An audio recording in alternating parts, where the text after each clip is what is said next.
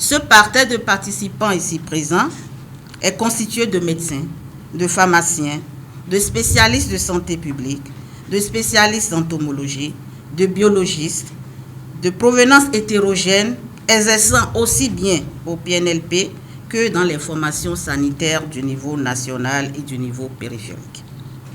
À vous, chers participants, je présente d'ores et déjà mes vives félicitations et voudrais souhaiter de votre part une assiduité sans faille afin que les objectifs visés par ce cours soient atteints. Votre participation active, vos idées novatrices et votre dévouement sont essentiels pour transformer les connaissances et actions en actions concrètes qui peuvent changer la donne. Je vous encourage à profiter pleinement de cette opportunité pour interagir, apprendre les uns des autres et contribuer à notre compréhension collective de la lutte contre le paludisme. Mesdames et messieurs, cette formation qui démarre ce jour se déroulera sur 3 semaines et sera animée par 16 formateurs experts en la matière autour de 7 modules composés de 22 unités.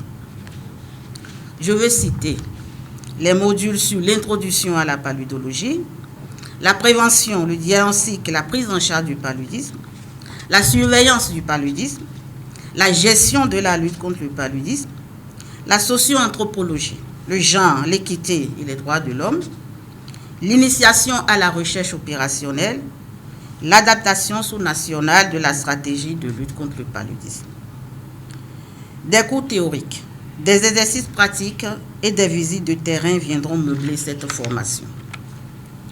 C'est l'occasion pour moi de vous dire, chers participants, que ce cours n'est pas seulement une opportunité d'acquérir les connaissances académiques, mais un engagement envers la lutte contre le paludisme.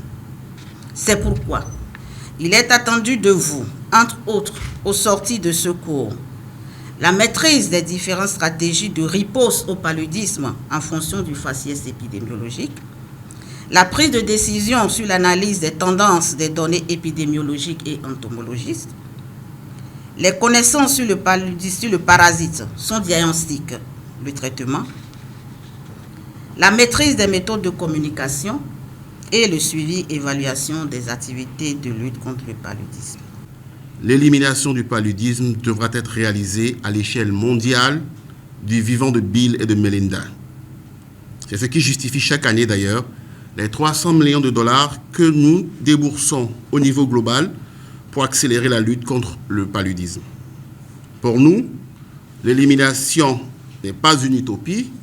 L'élimination est totalement faisable si nous travaillons différemment, si nous sortons des sentiers battus et si nous œuvrons de manière à ce que notre action soit beaucoup plus intelligente, plus efficiente et surtout, et ça je le précise et j'insiste beaucoup sur ça, si nous optimisons les ressources actuellement disponibles.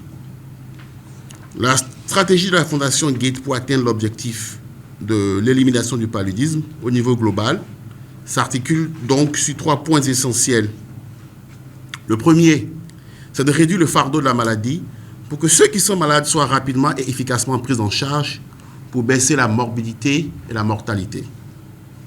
Le deuxième point de cette stratégie est de trouver les moyens et les outils innovateurs pour vaincre la grande menace qu'est la résistance aux médicaments et aux insecticides.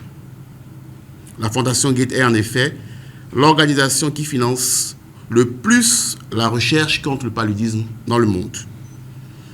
Et nous vous parlerons dans les semaines, dans les jours à venir, un peu plus en détail, des avancées positives qu'il y a dans la recherche que nous finançons pour changer la face de la lutte contre le paludisme au niveau global.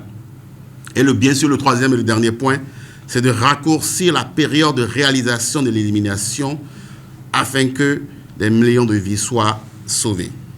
Mais comment pourrait-on atteindre ces objectifs sans avoir dans les pays des cadres bien formés, bien outillés et au fait des directives et des technologies les plus actualisées de la lutte?